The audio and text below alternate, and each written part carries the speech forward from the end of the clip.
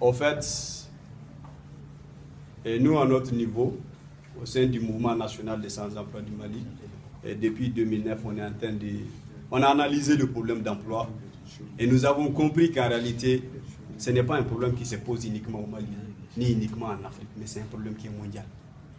Et face à cette crise mondialisée, tous les pays du monde ont leur politique pour remédier le problème d'emploi. C'est ainsi qu'en Amérique, il y a le problème d'emploi qui est la première puissance économique du monde. Il y a le problème d'emploi, mais avec un très bon système d'insertion. Parce qu'en Amérique, vous terminez avec vos études, vous partez chercher de l'emploi, on vous demande, laissez le diplôme à côté, qu'est-ce que vous savez faire? Et en fonction de votre savoir-faire, vous avez la solution. En France, c'est à travers le diplôme. Vous finissez, on vous demande quel est votre niveau. En fonction de votre niveau, vous avez la solution en France. Mais au Mali, vous finissez vos études, vous partez chercher de l'emploi, on vous pose la question qui vous a envoyé. Voilà en réalité.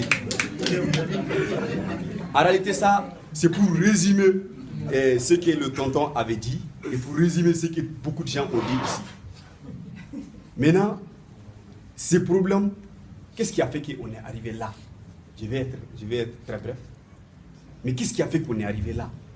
Parce que si on essaie de voir un peu en arrière, jusque dans les années antérieures, jusqu'en 82, il n'y avait pas de problème d'emploi au Mali. Et personne ne dira le contraire dans la salle.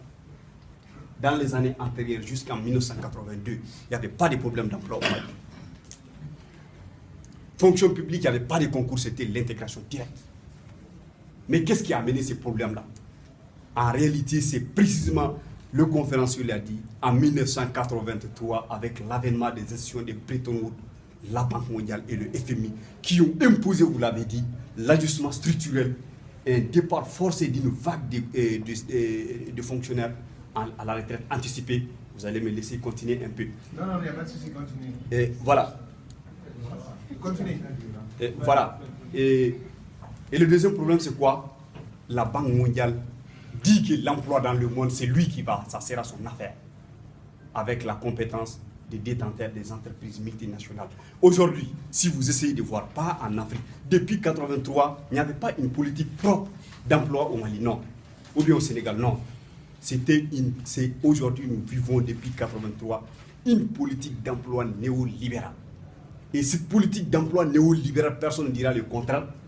Si on essaie de parler de la pêche aujourd'hui, l'emploi au Mali, on dit, ça va dépendre du partenaire. Formation au Mali, ça va dépendre du partenaire. Mais qui est le partenaire? Mais qui finance tout ça? Mais qui finance tout ça? En réalité, c'est là le problème. À la paix, ce n'est pas parce que des gens n'ont pas payé. Non. Le bailleur est là et le bailleur peut donner. Mais chez le bailleur, il y a le problème d'emploi. Je pense qu'en réalité, ce que nous devons voir, le problème d'emploi, n'essayez pas de voir le problème. Si on considère l'emploi comme un arbre, n'essayez pas de prendre l'arbre à travers les branches, mais prenez l'arbre à travers les racines. D'où est-ce que le problème là est venu? Mais parce qu'il n'y avait pas ce problème. Et aujourd'hui, insertion, hier, qu'est-ce qu'on disait?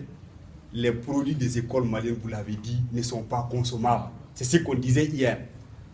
En réalité, c'est quoi? Ceux qui sortent de l'école malienne n'ont pas le niveau. Et aujourd'hui, qu'est-ce que l'État dit encore?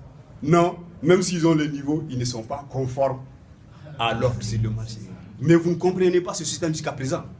En réalité, je pense que les demandeurs d'emploi doivent comprendre aujourd'hui que c'est une politique d'emploi du gouvernement malien qui n'a jamais été conforme à la demande des demandeurs d'emploi maliens. En réalité, si on essaie de voir le marché d'emploi même au Mali ici, je ne vais pas citer de noms, mais les entreprises, l'emploi au Mali, la dernière statistique et les dernières enquêtes ont montré quoi? C'est fait, je pense, en 2004 ou bien, je ne sais pas, en 2007. Je pense bien que c'est en 2004. Les dernières statistiques ont montré que l'emploi au Mali, sur les 100%, l'État malien ne donne que moins de 20%. Et plus de 80% de l'emploi au Mali est donné par le privé. Ça vient pour contredire. Parce qu'il y a des gens qui parlent, mais pas avec des informations fiables. Ouais. Dans la salle, il y a des gens qui ont dit que c'est l'État qui donne. L'État ne donne pas. L'État donne moins de 20% de l'emploi au Mali. Ce n'est pas moi qui l'ai dit. J'ai fait des recherches. Et en réalité, les 80% et quelques d'emplois qui sont donnés par le privé au Mali, ces 80% d'emplois ne sont pas destinés aux produits des écoles maliennes, ça c'est vrai. En réalité, le privé donne la chance, la priorité aux étrangers. Vous l'avez dit ici. Que si combien une entreprise vous avez demandé de donner, de lui fournir un agent commercial, quand même, l'État malien peut fournir ça.